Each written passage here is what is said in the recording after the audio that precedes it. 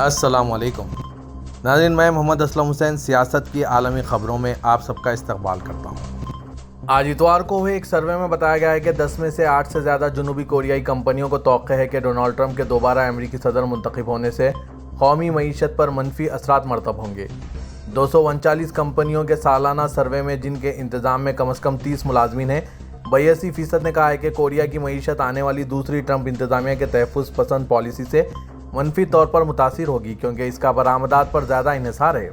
Enterprises federation کے مطابق Trump انتظامیہ کے تحفظ پسندی پالیسی سے منفی طور پر متاثر ہو سکتے ہیں۔ یونہاپ نیوز ایجنسی کی رپورٹ کے مطابق صرف 7.5% نے جواب دیا کہ کوریا کی معیشت کو ان کی چین پالیسی کی بدولت ان کے دوبارہ انتخاب سے فائدہ پہنچے گا، جس کا مقصد دنیا کی دوسری سب سے بڑی معیشت کی ترقی کو روکنا ہے۔ امریکہ کے نومنتخب صدر ڈونلڈ ٹرمپ نے اپنے سابق معاون کاش پٹیل ہندوستانی تارکین وطن کے بیٹے کو فیڈرل بیورو آف انویسٹیگیشن کی سربراہی کے لیے منتخب کیا ہے۔ اطلاع آج اتوار کو میڈیا رپورٹس میں دی گئی۔ بی بی سی کی ایک رپورٹ میں کہا گیا ہے کہ پہلے ٹرمپ انتظامیہ میں امریکی محکمہ دفاع کے سابق سربراہ پٹیل آنے والے ریپبلکن صدر کے سخت حامی ہیں۔ وہ سرکاری اداروں کے بارے میں منتخب صدر کے شکوک و شبہات کا اشتراک کرتے ہیں۔ ٹرمپ نے اپنے social media platform truth social پر پوسٹ کیا کہ کاش پٹیل ایک شاندار وکیل، اختراعی اور امریکہ فرسٹ فائٹر ہیں، جنہوں نے اپنا کیریئر بدعنوانی کو بے نقاب کرنے، انصاف کا دفاع کرنے اور امریکی عوام کے تحفظ میں صرف کیا ہے۔ وہ سچائی، احتساب اور عین کی وکالت کرنے والے ہیں۔ پٹیل کے کام لینے کے لیے ایف بی آئی کے موجودہ ڈائریکٹر کرسٹوفر رے کو استعفیٰ دینا ہوگا یا انہیں برطرف کر دیا جائے گا۔ حالانکہ ٹرمپ نے اپنی پوسٹ میں اس حوالے سے کچھ نہیں کہا ہے۔ شامی عسکریت پسندوں نے حلب پر قبضہ کرنے کے بعد اپنے حملوں کا دائرہ کار بڑھاتے ہوئے سب سے بڑے شہر کے ایئرپورٹ کا کنٹرول سنبھال لیا ہے۔ خبر رساں ایجنسی ایسوسی ایٹ پریس کے مطابق عسکریت پسندوں کا کہنا ہے کہ انہیں سرکاری دستوں کی جانب سے بہت کم مزاحمت کا سامنا کرنا پڑا۔ سیرین آبزرویٹو فار ہیومن رائٹس کے ایک جنگی مبصر نے کہا ہے کہ عسکریت پسند تنظیم حیات تحریر الشام کی قیادت میں باغیوں نے حلب کے بین الاقوامی ایئرپورٹ پر قبضہ کر لیا، جو تنظیم کے زیر قبضہ پہلا بین الاقوامی ہوائی اڈہ ہے۔ عسکریت پسندوں نے دعویٰ کیا ہے کہ انہوں نے ہوائی اڈے پر قبضہ کر لیا اور وہاں سے تصاویر پوسٹ کی۔ ہزاروں عسکریت پسندوں نے حکومتی فورسز کی طرف سے کسی مخالفت کا سامنا نہ کرتے ہوئے شمالی حما کے قصبوں اور دیہاتوں پر قبضہ کرنے کے لیے پیش قدمی کی ہے۔ اچانک اور اس قدر تیزی سے حملہ شام کے صدر بشار الاسد کے لیے ایک بہت بڑی شرمندگی ہے اور اس سے ان کی فوج کی تیاری پر سوال اٹھتے ہیں۔ وائٹ ہاؤس غزہ میں جنگ بندی اور یرغمالیوں کی رہائی کے معاہدے پر کام کر رہا ہے۔ امریکی قومی سلامتی کے مشیر نے آج اتوار کو این بی سی کو بتایا، اس تنازع میں لڑائی جاری ہے جب عرب رہنما قاہرہ میں بحران پر بات کرنے کے لیے ملاقات کر رہے ہیں۔ ہم اسے انجام دینے کی کوشش کرنے کے بہتر طور پر کام کر رہے ہیں۔ ہم خطے کے اہم کھلاڑیوں کے ساتھ گہرائی سے مصروف ہیں اور آج بھی سرگرمیاں جاری ہے۔ جیک سلیون نے یہ بات کہی۔ انہوں نے مزید کہا کہ مزید بات چیت اور مشاورت ہوگی اور ہماری امید ہے کہ ہم جنگ بندی اور یرغمالیوں کے معاہدے کو کر سکیں، لیکن ہم ابھی تک وہاں نہیں پہنچ پائے ہیں۔ سلیون کے تبصرہ اسرائیل کی طرف سے لبنان میں حزب اللہ کے اہداف کو نشانہ بنانے کے ایک دن بعد سامنے آئے ہیں، جس میں ایران کے حمایت یافتہ گروپ کے ساتھ اس کے تنازع میں ایک نازک جنگ بندی کے دنوں میں عمل کیا گیا تھا۔ اس تنازع سے خطاب کرتے ہوئے سلیون نے جنگ بندی معاہدے کی تعریف کی اور کہا کہ امریکہ لبنان کی فوج کے ساتھ مل کر اس بات کو یقینی بنانے کے لیے کام کر رہا ہے کہ اس پر مؤثر طریقے سے عمل درآمد کیا جائے۔ آج اتوار کو غزہ میں اسرائیلی فوج کے حملوں میں کم از کم 15 فلسطینی مارے گئے۔ طبی ماہرین نے بتایا کہ اسرائیلی فوج نے اس کے شمالی کنارے پر بمباری جاری رکھی اور مکانات کو دھماکے سے اڑا دیا۔ طبی ماہرین نے بتایا کہ وسطی غزہ کے کیمپ نصیرت میں ایک اسرائیلی فضائی حملے میں ایک گھر میں 6 افراد ہلاک ہوئے اور دوسرے حملے میں غزہ شہر کے ایک گھر میں 3 افراد ہلاک ہوئے۔ طبی ماہرین نے رویٹرز کو بتایا کہ جنوبی غزہ کی پٹی میں خان یونس میں خیمے کے کیمپ پر میزائل لگنے سے 2 بچے ہلاک ہو گئے، جبکہ مصر کی سرحد کے قریب رافع میں ایک فضائی حملے میں 4 دیگر افراد ہلاک ہوئے۔ رہائشیوں نے بتایا کہ فوج نے شمالی غزہ کے علاقوں جبالیہ، بیت الاحیاء اور بیت الحنون میں مکانات کے چھتوں کو اڑا دیا، جہاں اسرائیلی فورسز سال اکتوبر سے کام کر رہی ہے۔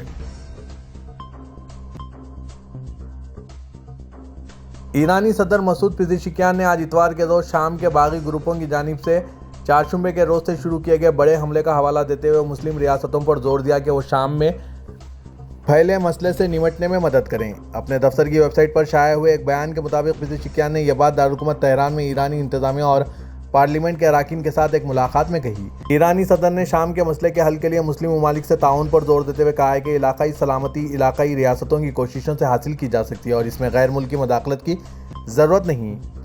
جمعے تک القاعدہ سے منسلک ایک شدت پسند تنظیم حیات تحریر الشام اور اس کے اتحادی حزب اختلاف کے گروپ شمال مغربی شام کے حلب کے کچھ حصوں میں 2016 میں شہر سے نکالے جانے کے بعد پہلی بار داخل ہوئے۔ باغیوں نے ہفتے کے روز وسطی شام کے صوبہ حما میں بھی پیش قدمی کی اور صوبے کے شمالی حصے میں متعدد قصبوں اور دیہاتوں پر کنٹرول حاصل کر لیا۔ حلب اور ادلب صوبوں کے اہم علاقوں پر قبضہ کرنا ہے۔ تاہم سرکاری میڈیا اور سیرین آبزرویٹو فار ہیومن رائٹس برطانیہ میں قائم جنگی نگرانی نے آج اتوار کو اطلاع دی کہ شام کی سرکاری افواج نے حما کے شمالی دیہی علاقوں میں جوابی کارروائی شروع کی ہے، جس میں باغی گروپوں سے اہم علاقوں کا دوبارہ دعویٰ کیا گیا۔ آج اتوار کے روز بھی ایران کے میڈیا نے اطلاع دی ہے کہ ایرانی وزیر خارجہ سید عباس عراقچی ایک علاقائی دورہ شروع کرنے کے لیے شام کے دارالحکومت دمشق کے لیے روانہ ہوئے ہیں۔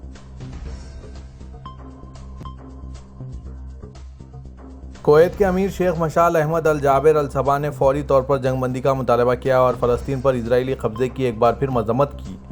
اپنے ملک کی میزبانی میں 45ویں GCC سربراہ اجلاس کے لیے اپنی افتتاحی تقریر میں کویت کے حکمران نے بین الاقوامی برادری سے غزہ پر سلامتی کونسل کی قراردادوں پر عمل درآمد کے لیے اپنا کردار ادا کرنے کا مطالبہ کیا۔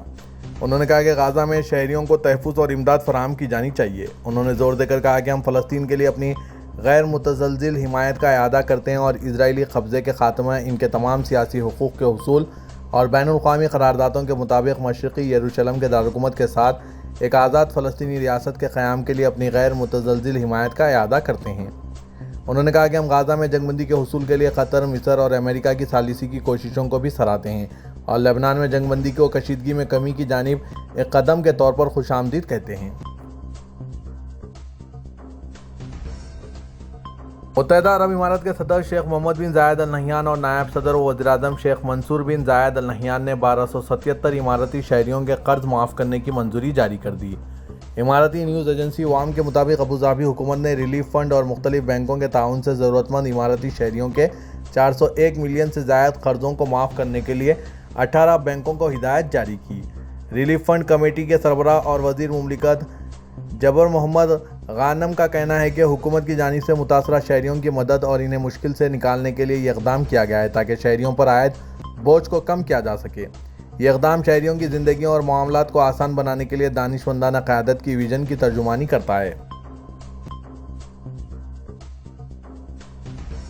سعودی ولی عہد شہزادہ محمد بن سلمان نے آج اتوار کو کویت میں خلیج تعاون کونسل GCC کی سپریم کونسل کے 45ویں اجلاس میں شرکت کی۔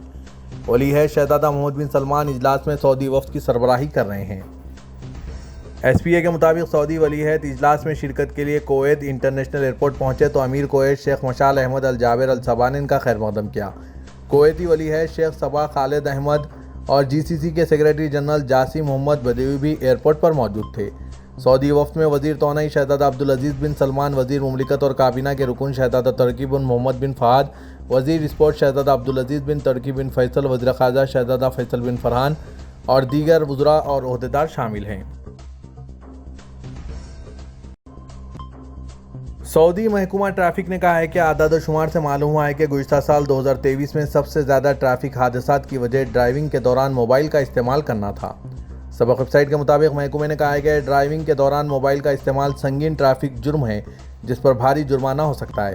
محکمے نے کہا ہے کہ دوسرے نمبر پر ٹریفک حادثات کی بڑی وجہ اچانک اشارے کیے بغیر ٹریک تبدیل کرنا ہے۔ حادثات کی تیسری بڑی وجہ سامنے والی گاڑی کے درمیان مناسب فاصلہ نہ رکھنا ہے۔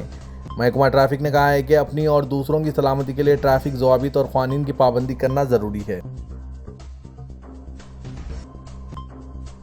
سعودی نائب وزیر خارجہ انجینئر ولید بن عبدالکریم خریجی سے آج اتوار کو ریاض میں وزارت کے ہیڈ کوارٹر میں مملکت میں ایران کے سفیر علی رضا عنایتی نے ملاقات کی۔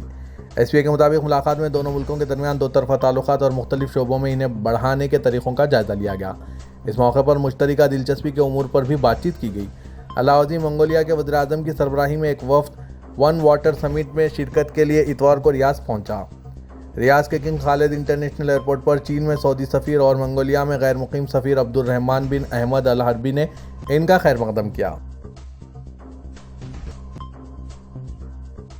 سعودی طالبات الجوہرا خیتانی اور واصل جاسر نے ترکیہ میں ورلڈ روبوٹ اولمپیاڈ انٹرنیشنل کے فائنل میں فیوچر انجینئرز کیٹیگری میں عرب ممالک میں پہلی اور دنیا میں 9ویں پوزیشن حاصل کی۔ ایس پی اے کے مطابق ترکیہ کے شہرہ زمین میں 26 سے 30 نومبر تک ہوئے اس مقابلے میں 90 سے زیادہ ملکوں کے طلباء نے شرکت کی، جس میں روبوٹکس اور مصنوعی ذہانت میں تخلیقی صلاحیتوں پر توجہ مرکوز کی گئی۔ سعودی عرب نے اس مقابلے میں 15 ٹیموں کے ساتھ شرکت کی، جس میں مملکت کے مختلف علاقوں سے 30 طلباء نے حصہ لیا۔ اس مقابلے میں کئی شعبے robo missions, robo sports, innovators of the future engineer شامل تھے۔ سعودی طالبات الجوہرا خیتانی اور واصل جاسر نے اپنی کامیابی کا کریڈٹ تویق اکیڈمی کے ایک کیمپ میں شرکت کو قرار دیا۔